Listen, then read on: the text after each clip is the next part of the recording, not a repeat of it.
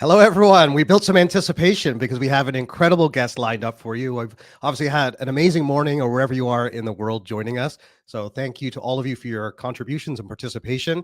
Our next guest is someone that I had a chance to interview on our podcast. It was one of our most popular episodes. And I thought, who better than to bring in on day one after we've had all these amazing startups talk about their technology than someone from the biggest travel technology company in the world, booking.com. So Rob Ransom, the chief strategy officer. Thanks so much for joining us, Rob. Hi, Dan. Nice to see you again. Thanks a lot for having me. Really excited to talk about AI. For sure. And I guess that's where your role, chief strategy officer for booking.com. And I've always had this debate between who benefits most with AI. Is it the startups or is it the incumbents? Obviously, the incumbents have brands, they have databases, and you have certainly honed your skills as a technology company. And I've seen both from our conversation, which I definitely encourage our listeners to check out. If you look at the Travel Trends podcast and find the episode with Rob after this, definitely look at that later today.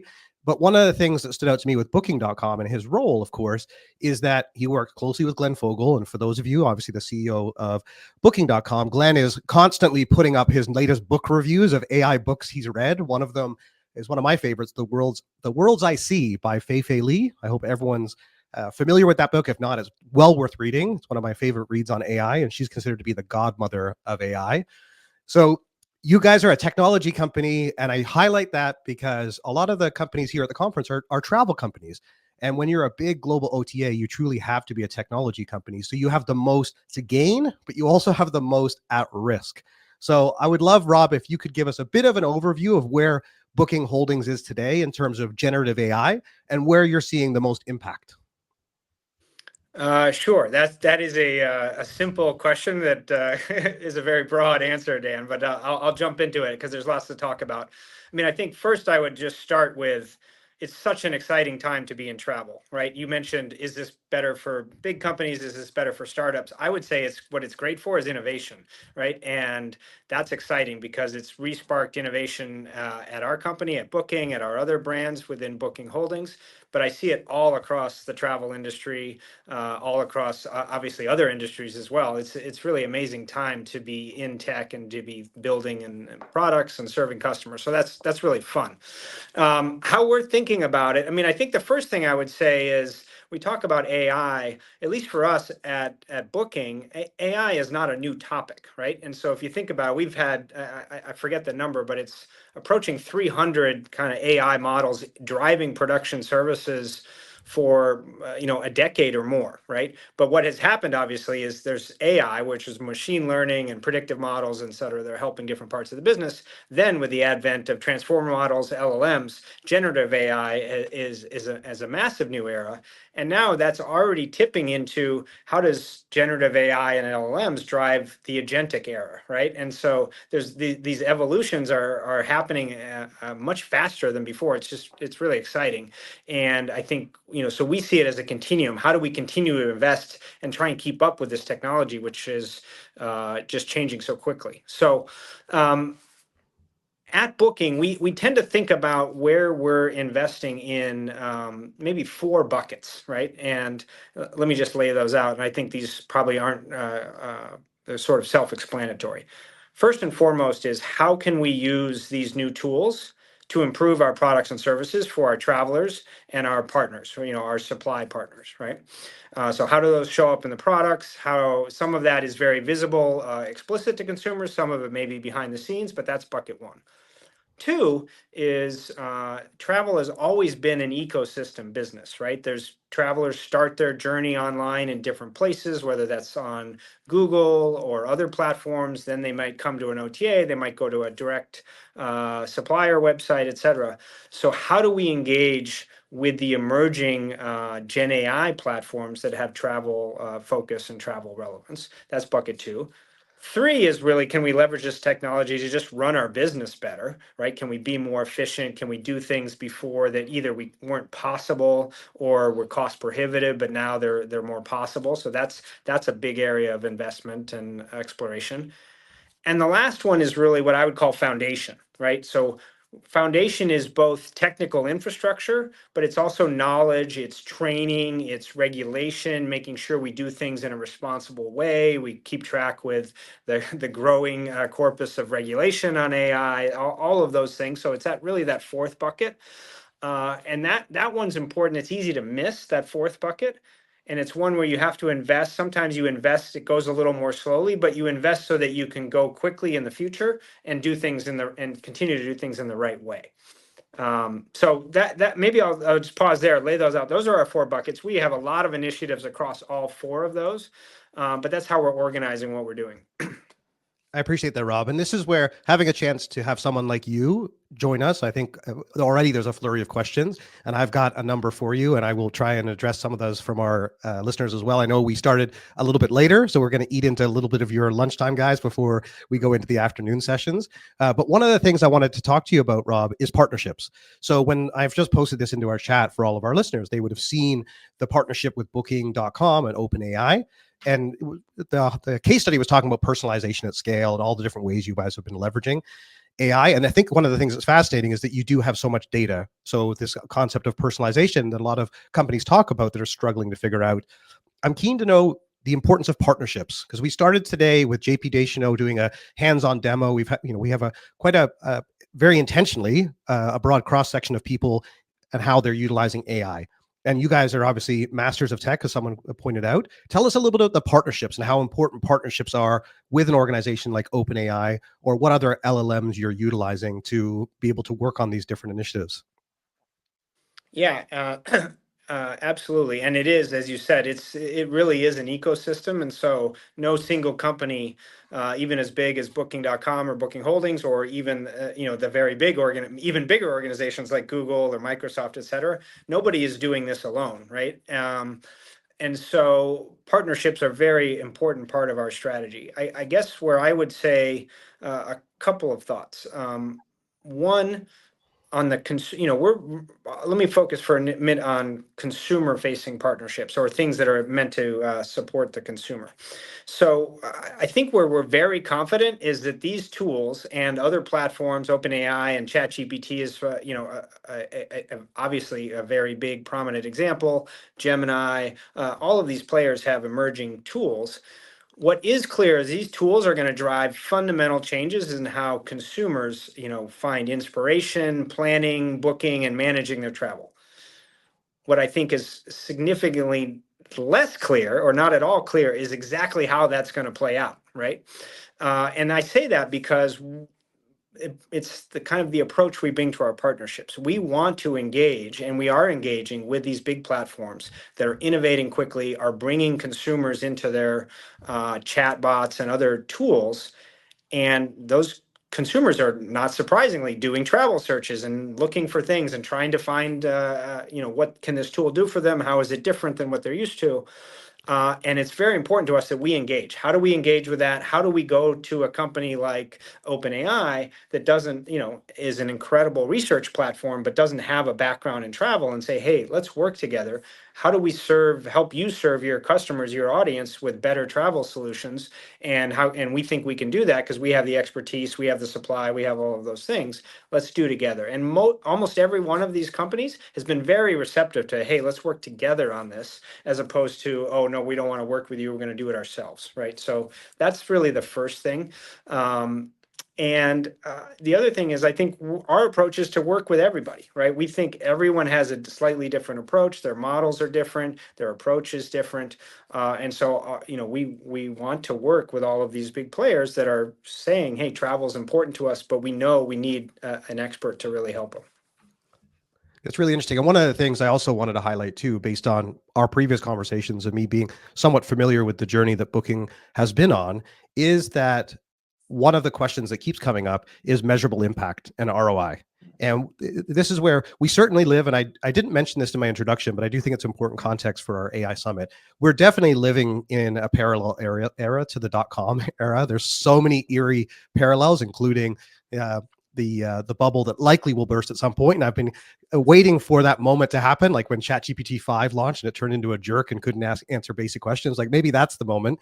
And or when the New York Times did a report in August highlighting that companies are pouring billions into AI and it has yet to pay off. And I still remember this in the dot-com era, and I know you and I are of a similar vintage, so we kind of lived through that time. And people were saying writing off Amazon at the time, and that's a stock you definitely should have bought then, for example. So there will be a correction, and there's going to be winners and losers in this space.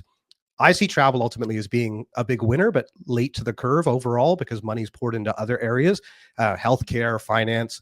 But I want to understand the impact that you see and how you measure it, because I'm sure being a publicly traded company and having investors that are looking to booking.com, and we see so many companies today flexing their AI muscle to tell their investors that they're becoming more efficient and they are getting more success leveraging this technology. How do you guys measure success as an organization to be able to say, we've implemented these AI tools and here's the net result, so that our listeners can also then figure out how best to be able to measure their success with AI? Yeah, very interesting. I think this is something we think a lot about, obviously not just in a Gen AI or an AI context, but we try and measure most things that we do to understand the impact and make sure we're putting our resources where we think we can get the best return. And return can be measured in terms of customer impact or financial impact or both. Um, I I guess I would say a couple of things are driving us. One is that even within the AI kind of arena, not all topics are the same. Not all topics are getting similar levels of investment. And they're also where they call it in the life cycle, and the measurability of those topics is very different. So I think we've done a good thing, which is to say we're not trying to measure everything the same way. Recognize that there's differences in different initiatives. I'll give you a simple example. We have for a while and have been actively deploying Gen AI tools in our customer service. Can we resolve inbound requests from travelers in an automated way with a chatbot? Now we do voice AI, having good success on all those things. That transactional approach is pretty measurable. We know what we're spending. We can see what the impact on customers is. We're very excited about what we're seeing there. We're a lot of areas where we're seeing both faster resolution, improved customer satisfaction, and lower costs, which you don't often find. Usually you have to make trade-offs, but that's an area where we're getting a lot of benefit and feel good about the measurement and the impact. On the other extreme, in terms of trying to do very innovative things for customers and travelers, hey, a new way to search for travel or a new way to try and plan a complicated trip, we recognize that measurement is for something we'll have to deal with in the future. There, we're not, it's more about understanding how do you meet the customer need. Can we find fit in that way? And then if we do, when you start to put more resources to figure out how to scale and extend across markets or things like that, that's when we'll get more concerned about measurement. So it's really not one size fits all.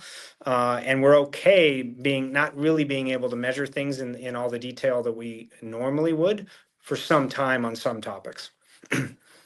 Well, clearly, obviously, there's operational efficiency, improving the customer experience. So, and this is where there's so many different ways that companies are embracing AI and solving problems throughout their business. One of the things I was keen to get your take on, and I also just wanted to highlight too, I can see in the response, people are thrilled to hear from you, Rob. And Booking.com has really stepped up to be a part of this conference. So I would also note who's here and who's not here, because it's not for a lack of asking. I guess what I wanted to say there is, Booking.com, I credit you guys for being a part of the conversation. Rob joining the podcast, Mallory and the team, making sure you can be here and a part of this conversation. And so I just think it's incredibly important, especially a global player like yourself. And I guess that's the other question I had, given that, yes, okay, you're a large organization, you've got technical resources, you've got significant revenue, but you also are a complex global business with many different organizations and businesses underneath Booking, or that run autonomously, or as you manage friction between brands so that everyone's really competitive. How do you guys approach deploying AI? And so what I want to understand there, please, is it on a global level? Is it on a regional level? Do you test and learn in a regional market and then be able to roll it out? How are you guys working through your deployments of some of the AI developments?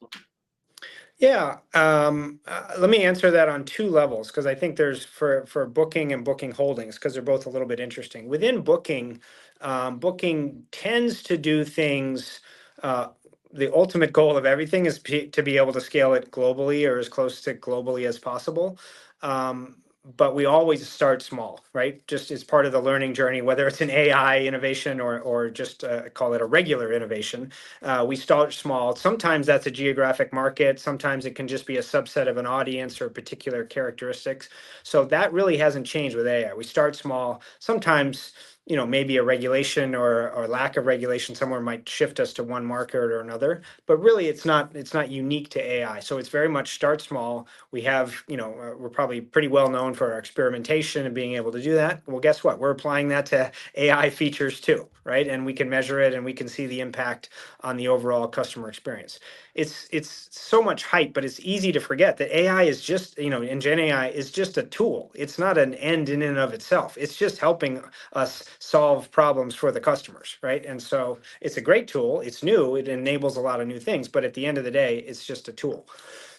So really, that's how it is at Booking. Just speak a little bit. If I broaden it to Booking Holdings, one of the Booking Holdings, we have 5 major brands, 3 OTAs, and then we have Kayak, the meta search business, and OpenTable in dining.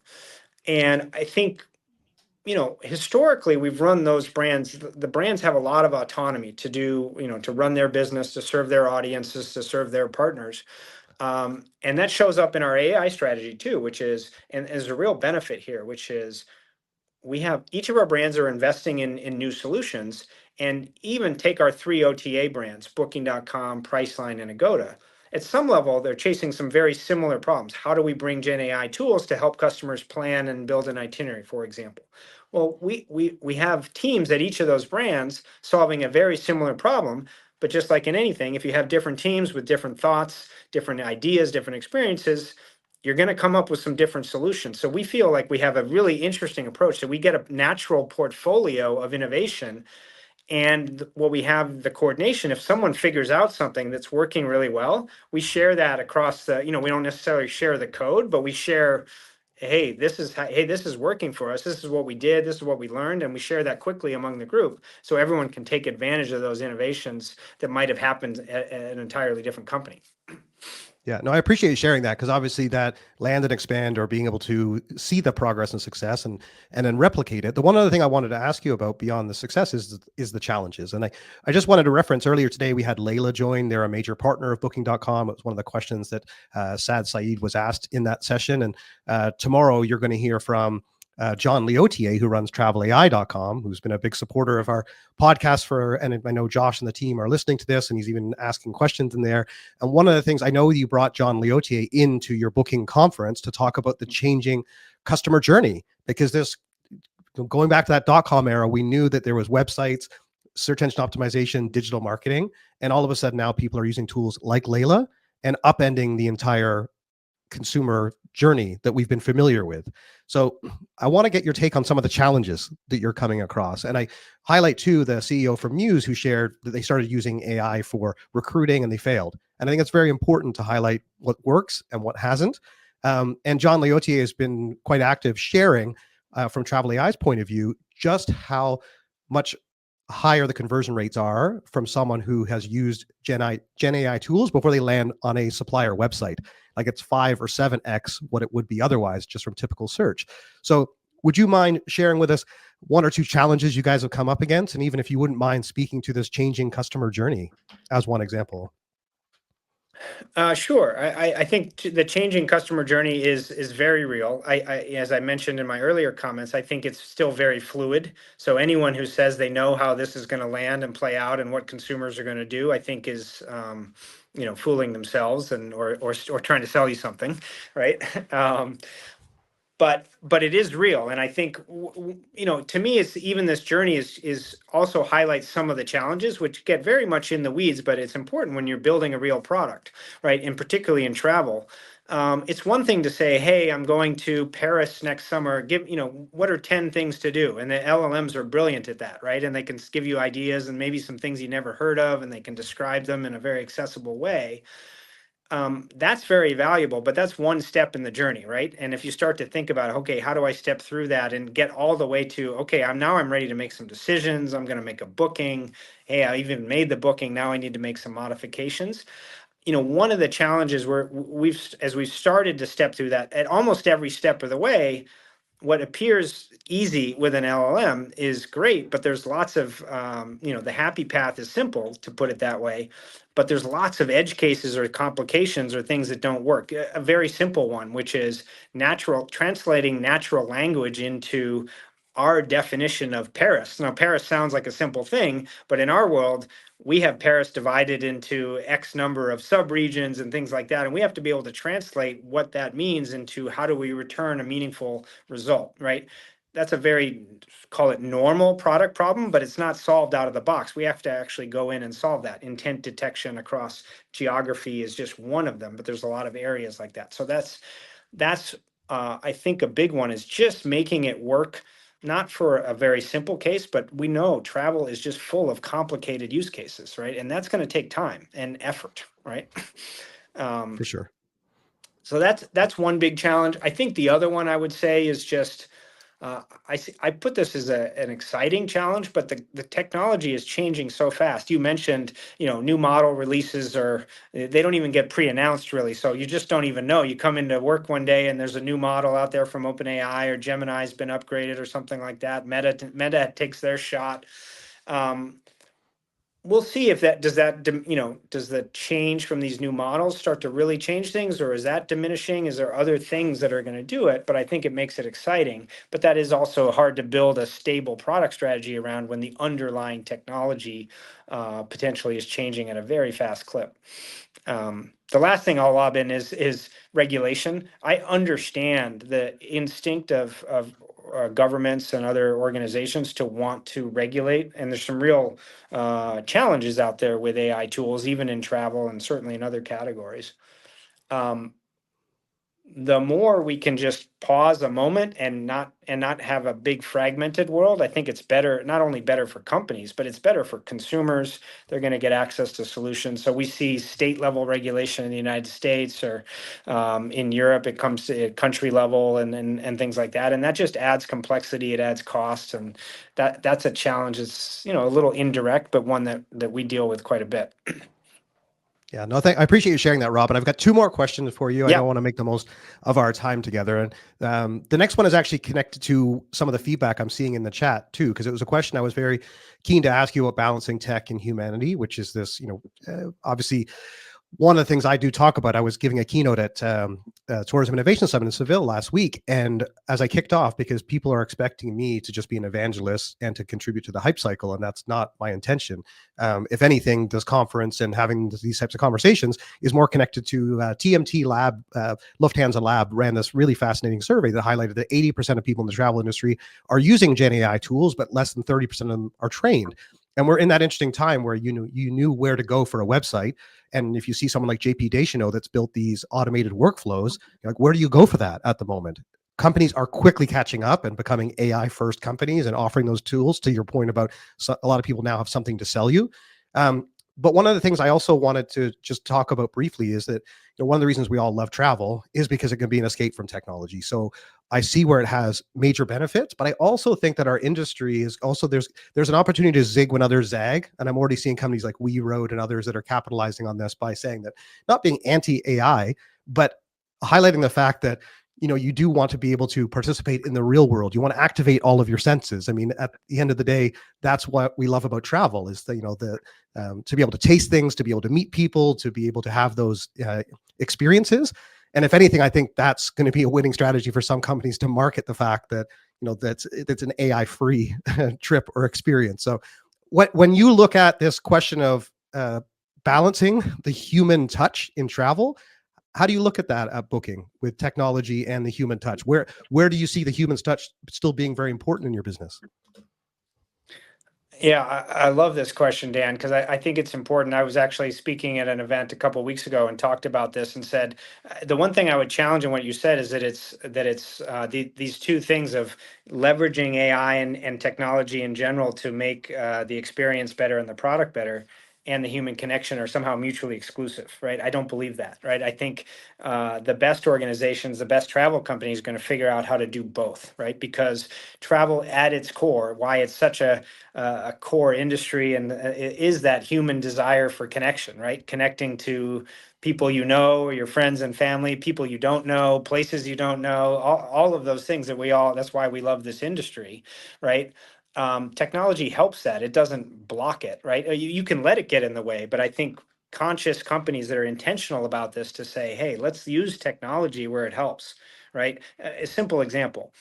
You can say we're anti-technology, but if you're trying to get a password reset, nobody wants to have to call and talk to someone to reset their password. You just want the technology to help you with that, and it's quick, right? But there's lots of other things when you're checking in at a hotel or something.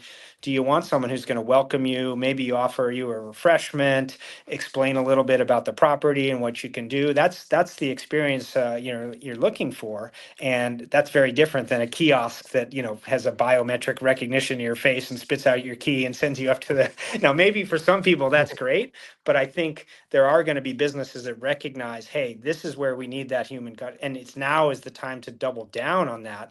Maybe because people are feeling like everything around them is getting automated. So I do think there's a winning strategy there. I just don't think it's exclusive of technology. It's just being very smart and intentional about it. Yeah, thanks for that, Rob. And my And last question for you is on winning strategies, since it is, core to your title and your role at booking.com. And I know you're having a great deal of success, and it will continue because obviously it's of critical importance to your business and to everyone else that's is joining this, to learn from each other and from yourself. So I guess that's where I would love for you to leave us with what you think will separate the companies that will succeed with AI versus those that fall behind. And I just wanted to caveat that by saying, last year, the line that kept coming up in our conference is, it's not AI, it's going to replace your job. It's the person who knows AI. That's become a tired and well-worn line over the last 12 months, but it literally, everyone was hearing it for the first time over a year ago and saying that's, and I've heard, Travis Pittman, who's with Tour Radar, will be doing a keynote yesterday, and I saw him give a keynote in Washington just recently. He was talking about the fact that you really need to make sure that you hire people that are truly embracing AI and that are not the ones that are, apathetic towards the technology and are bringing up more issues than they are thinking about how it can solve problems. So I've heard a lot about culture change in organizations, that's one thing that will separate them to be able to embrace these tools. From your perspective, either at Booking or just from your expertise in the industry, what would you like to leave everyone with as your recommendation for the winning strategy for these companies to get the most out of this technology and get ahead? yeah, I think the thing that comes to mind first, Dan, is you might have a personal opinion about whether you like AI or you like this technology change or you don't like it, and there's plenty of reasons to like it and don't like it. I recognize that, but I think from an industry perspective and change, the winning, the organizations need to really lean in and embrace this, right? And what I mean by that is understand that this is out there in the world, right? Consumers are going to engage with it. They're going to figure out what works, what doesn't. There's going to be a lot of experimentation, but the organizations that learn in and participate in that, they will learn faster. They will be able to shape maybe the eventual outcomes of this thing versus saying, "Ooh, I don't like this. I'd rather this wasn't happening, and so I'm going to either not engage at all or I'm going to engage reluctantly." I think is not a recipe for success, right? And if you think back about some previous changes, think about mobile, right? And there were people and there were organizations that said, mobile phone, smartphone, who needs that? Apps are silly. Why would you ever do that on your phone? I mean, we all said, or at least knew people who said things like that, right? And so I think there's a parallel here, which is lean in and embrace it. That doesn't mean there's one strategy that's going to win here, right? I think, but you have to find, by doing that, by doing things that fail, right? You're going to find the things that work for your customers, for your business. And so you just really have to lean and engage it. The other thing you mentioned, I'll build on a couple things. There is a strong cultural element. I think everyone is naturally starting, how do I add this tool to my existing business, right? The next phase, which is starting at booking.com and I think probably a lot of organizations, is how do I think natively from AI from the beginning, right? What if I were to design a product that doesn't exist today, but using these tools from the start? How would I do that? And then that leads you to, well, hey, I need to have team members who think that way and who are used to thinking about these tools like they've always existed, right? And that helps that design thinking, that helps understand what customers and partners might want in that world. So there is a chain of lean into this. How do we do this from a native experience, take advantage of it for our business, for our audience? And then how do we get the people and the talent that like to think that way and are excited by that? That to me is a combination that I think starts to get people the chance uh, uh, to win in this brave new world, That's great. No, thanks for this, Rob. I know there's a number of other questions. What you kindly offered to be able to answer them, which we'll do offline. So I'll make sure that we summarize some of those Sure. questions and get answers back, because obviously, you've made the time and commitment to be here. And again, I just want to emphasize just how much I appreciate Booking coming to the table, and yourself specifically being a great partner of the show and obviously this event. And I look forward to seeing your continued success and keeping in touch with you. And I likely will see you at the Focusrite conference in San Diego in a few weeks' time. There. I will see you in a few weeks, Dan, and I appreciate it. And look, we're a big company with a lot of resources, but this is great ideas can come from anywhere, right? And so to me, it's so important that for us as our size and our resources to engage in conversations with small companies, with individuals, and that's why I'm here, and we'll continue to do that. So I appreciate you for hosting this event and hosting all of Travel Trends, because it really facilitates that conversation. So thanks a lot. Thanks, Rob. That really means a lot. And again, I'll look forward to seeing you there. And just for all of our listeners too, obviously I'm a huge fan of Focusrite and their conferences. They kindly gave us a discount for all of our listeners. It's on the homepage of our website. If you want to join, we can record a podcast when you're there. You can meet Rob and maybe have a chat with the three of us. But the other thing I wanted to mention is that Mike Coletta, who is taking the lead on AI and has done some fantastic reports, he's joining us tomorrow afternoon on day 2. So make sure you stay tuned for that session tomorrow. And of course, you're going to have a brief lunch break now, or 10 minutes to go and make another cup of coffee. Get ready for an amazing series of sessions this afternoon. Like, we are just warming up. But thank you everyone for being here this morning. We're going to be doing our prizes at the end of the day, so I'll be rejoining you. But check out the expo booth, and don't forget to use Boardy, because one of the things that we want to do with our conference this year is to make sure that you all make great connections. And that is literally the best way for you to be able to do that. So message with Boardy. We've had more than 1,200 people join us over the course of the morning already. And so I want you to be able to connect with those people and find the opportunity to learn from each other and to do really interesting things. And I look forward to sharing those success stories. But yeah, have a great afternoon. I'll see you at the end of the day. Learn, network, and have fun. Thanks again, Rob. We'll see you soon. Thanks again.